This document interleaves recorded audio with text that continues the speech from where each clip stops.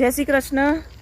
તો આજે બસ એક આ વાછડીની મદદ માટે મેં જે રીલ કરી, મને અર્જન્ટ મદદની જરૂર છે. તો એ અને બાકી આજે જો આજનો અપડેટ, 2 દિવસથી ખામણા ચોખ્ખા થાય છે.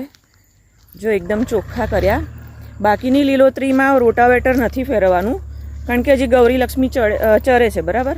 પણ તડકો એટલો જોરદાર છે. જો આ આખી વાડી અમે ચોખ્ખી કરી. જો એવું સુરત દાદા તો ખામણા કર્યા. ગૌરી લક્ષ્મીને જસ્ટ મેં હમણાં જ પૂરી. તો અહીંયા બરાબર તૈયારીઓ થઈ રહી છે. તો જો કેટલા ચોખ્ખા બધા ખામણા કર્યા.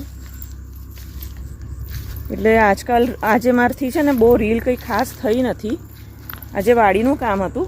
આ ખામણા મેં નથી કર્યા, પણ અમારે લેડીઝને બધાને કંઈક નાનું મોટું કામ હોય. અને હમણાં જસ્ટ જો એ બંનેને પૂરી.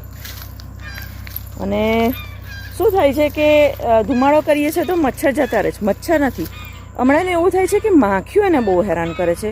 રૂમ એનો એટલો ચોખ્ખો રાખું છું, ધુમાડો કરીએ ને તો એને વધારે ગરમી થાય, ગુંગળામણ થાય. એટલે હવે છે ને પંખો મુકાવવો પડશે. તાત્કાલિક પંખો મુકાવવાની વ્યવસ્થા કરવાની છે.